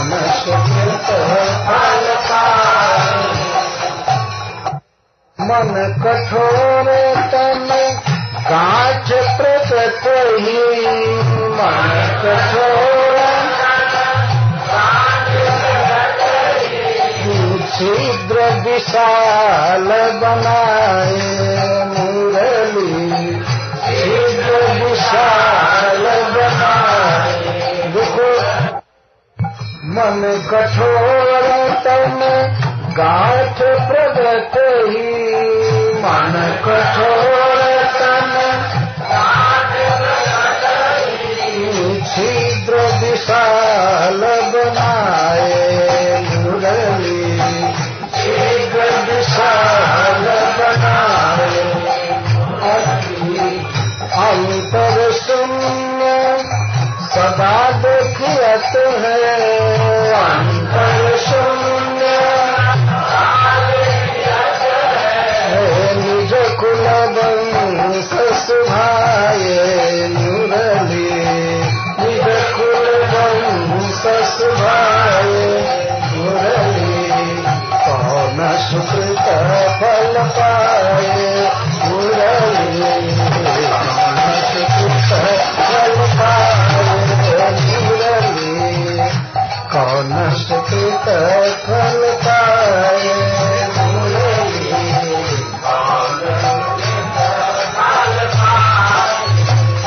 अंतर में शून्य है, कुछ है ही नहीं, खाली खाली है बांसुरी के। और सारा स्वभाव अपने वंश का ग्रहण की है। बांस जैसा बेकार है, सुस्त है ऐसा।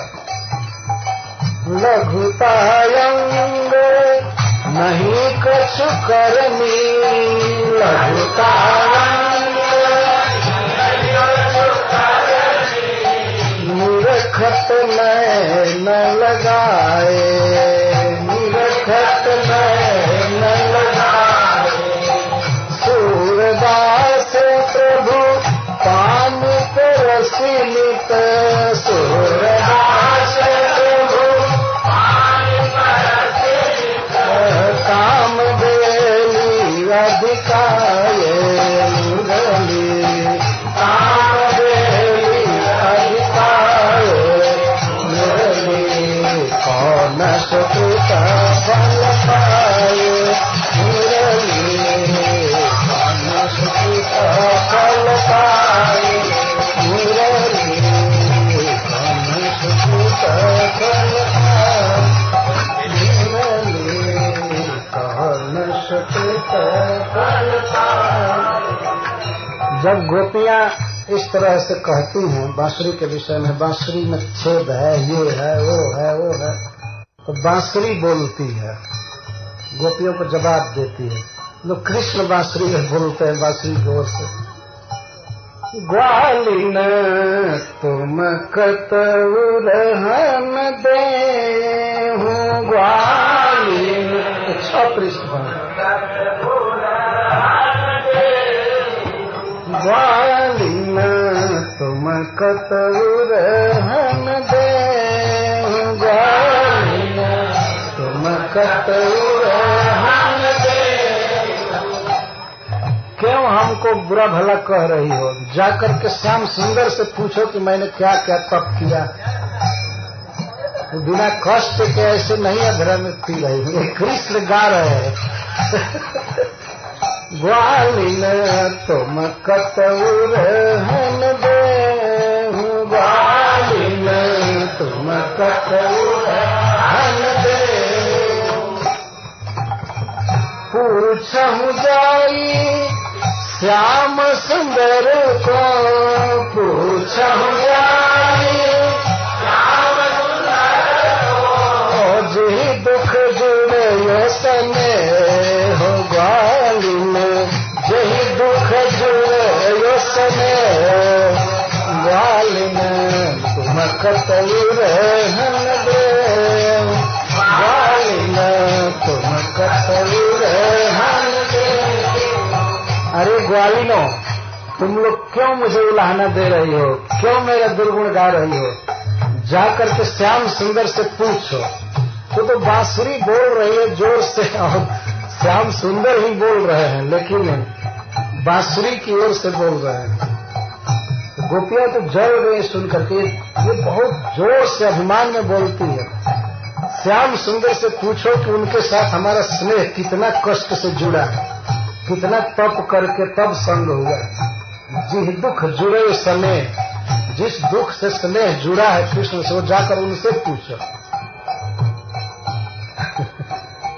ग्वालिन तुम कतऊ रहन देहु, ग्वालिन तुम कतऊ रहन देहु, पूछहु जाई श्याम सुंदर सो, पूछहु जाई जी दुख जुड़ो स्नेहु, ग्वालिन जही दुख जुड़ो स्नेहु, ग्वालिन तुम कतऊ रहन देहु, ग्वालिन तुम कतऊ रहन देहु। देखो क्या क्या मैंने दुख सहा। बांसुरी बोल रही है, एक तो जन्म लेते ही मैं अपने परिवार से विरक्त हुई। बांस के कोट से बांस को काट कर अलग किया जाता है, तो इस पर बांसुरी कह रही कि मैं जन्मभूमि ही नहीं त्यागी, अपना वंश भी त्याग दी। पहला मेरा कठिन तप देखो बांसुरी बनने के लिए। जन्मत ही ते भई विरत चित, जन्मत ही ते भई विरत चित, सजो गाँव गुन गेहु ग्वालिनी, सजो गाँव गुन गेहु ग्वालिनी, तुम कतऊ रहन देहु, ग्वालिनी तुम कतऊ रहन देहु। क्या हुआ? मैं जन्म से ही अपने परिवार से अलग हो गई, गांव छोड़ दी। गुण का अर्थ है स्नेह का बंधन, परिवार से छोड़ दिया और घर छोड़ दी। इस तरह से क्या तुम लोग अपने घर को छोड़ी हो कृष्ण के लिए? बार बार गाली दे रही हो हमको। हमने तो अपना घर छोड़ दिया कृष्ण के लिए, परिवार छोड़ा, स्नेह छोड़ा, तुमने क्या छोड़ा है? और बात कर रही, कम तपस्या हमारी है। जन्मत ही ते भई विरत चित, जन्मत ही ते भई विरत चित। जो बांसुरी बजाया जाता है तो जन्म का मतलब है कोमल बांस से बनाया जाता है। ये अर्थ है कि बहुत जल्दी परिवार से अलग हो गई। ये नहीं कि 75 वर्ष का होने के बाद तब वानप्रस्थ लिया। जन्मत ही ते भई विरत चित, जन्मत ही ते भई विरत चित, सजो गाँव गुन गेहु ग्वालिनी, ग्वालिनी तुम कतऊ रहन देहु, ग्वालिनी तुम कतऊ रहन देहु, ग्वालिनी तुम कतऊ रहन देहु। मुझे कृष्ण के लिए घर छोड़ना पड़ता है। कम से कम आप लोग जो घर छोड़कर आए हैं तभी ये कथा मिल रही है। छोड़ने से तो कुछ लाभ होता है। एक ही पावन रही हो ठाड़ी, एक ही पावन बांस अकेले जन्म लेता है। तो जन्मते ही मैंने अपना घर छोड़ दिया। उसका एक भाव ये है कि बांस जब ही जन्म लेता है तो अन्य बांसों से अलग रहता है। तो बांसुरी कह रही कि मैं जन्म लेते ही घर छोड़ दी, गांव छोड़ दिया अकेले, और एक पैर पर खड़ी रही, तप की हूँ, तब कृष्ण का धरामृत मिला। एक ही पावन रही हो ठाड़ी, एक ही पावन हिम ग्रीष्म ऋतु में हो ग्वालिनी, हिम ग्रीष्म ऋतु में ग्वालिनी तुम कतऊ रहन देहु, ग्वालिनी तुम कतऊ रहन देहु। तो मैं एक पैर पर खड़ी रही, और चाहे वो ठंडा का दिन हो, बर्फ गिर रहा हो, हिम, चाहे गर्मी का महीना हो, चाहे मई वर्षा ऋतु, वर्षा में खड़ी रही एक पैर पर और गर्मी में खड़ी रही, ठंडा के दिन में खड़ी रही। और इसके साथ इतना ही नहीं, मेरी शाखा काटी गई, शाखा पत्र सब काटा गया, काट करके मुझे साइड दिया गया, मेरे कलेजा में 8 छेद किया गया, तब कृष्ण मिले हैं, ऐसे नहीं मिले, ऐसे बोल रही है। तजयो मूल शाखा सुपत्र सब, तजयो मूल तजयो मूल शाखा सुपत्र सब, तजयो बांसुरी बनाने के लिए पहले बांस को सुखाया जाता है, तो मुझे सुखाया गया काम में। तजयो मूल शाखा सुपत्र सब, तजयो मूल सोच सुखानी देहु वालिनी, सोच सुखानी देहु वालिनी, तुम कतौल हम दे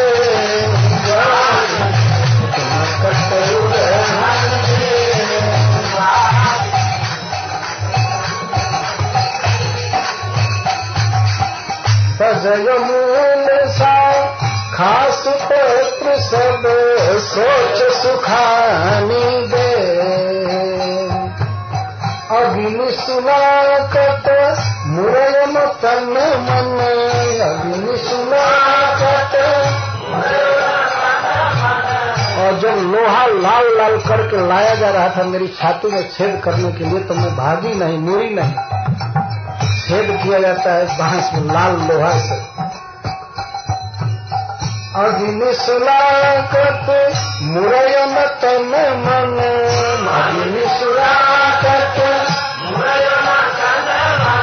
मेरा तन तो भागा ही नहीं, मन में भी नहीं घबराई। छेद करो ठीक है, कृष्ण का अधरामित मिलना चाहिए, कोई भी कष्ट करके।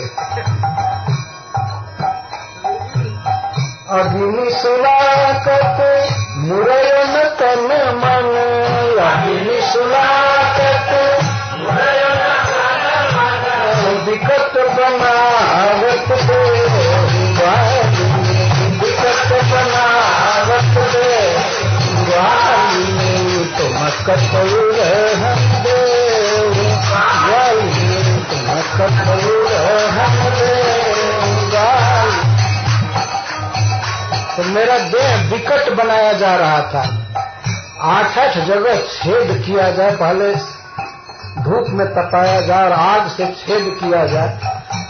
बताइए इतना कष्ट सही तब में कृष्ण मिले हैं, तो ये केस मुड़ाने में क्या दिक्कत है? जो छाती में छेद में सह गई, तो कृष्ण के लिए केस कटाना पड़े तो कौन बड़ी बात है।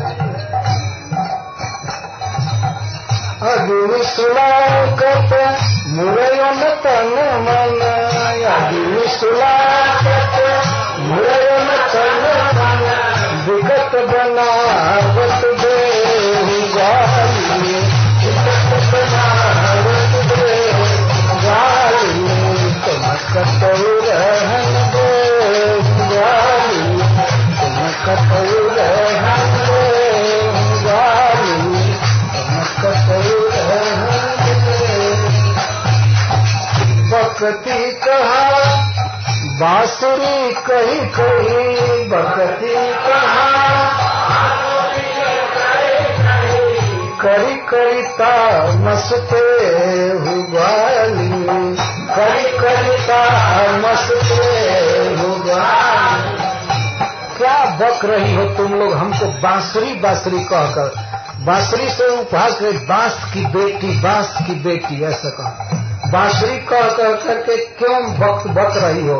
और करी करी तामस ते, ये तामस का अर्थ क्रोध कर करके क्यों मुझको बुरा बोल रही हो? हमारे जैसा तुम भी करो और अधर रस ले हो, तुम भी अधर रस लो, तो मर क्यों रही हो? मैं इतना मर गई कृष्ण के लिए, तुम क्यों इतना छेड़ रही हो? बकती कहा बांसुरी कही कही बकती कहान। ध्यान रखना चाहिए, कृष्ण बोल रहे हैं बांसुरी के तरफ से।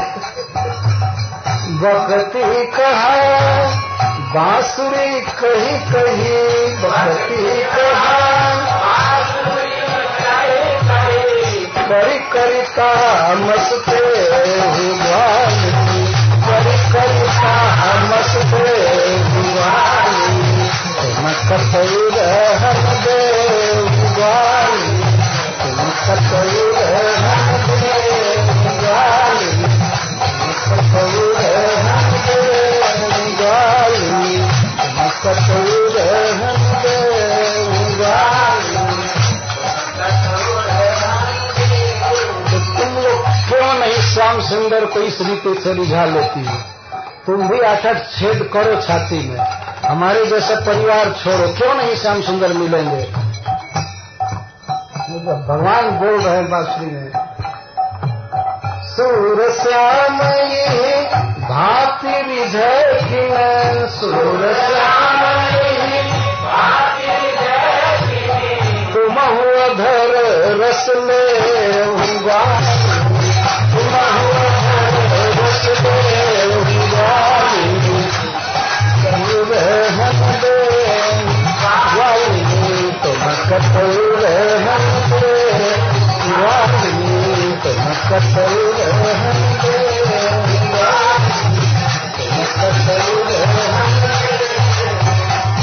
तो सूरदास जी कहते हैं, अथवा सूरदास जी के शब्दों में श्री गोपियां कहती हैं कि श्याम को ही भांति रिझा करके क्यों नहीं तुम भी अधर रस ले रही हो, क्यों मर रही हो हमको देख देख कर। सूर श्याम ये भांति रिझे कि न, सूरदास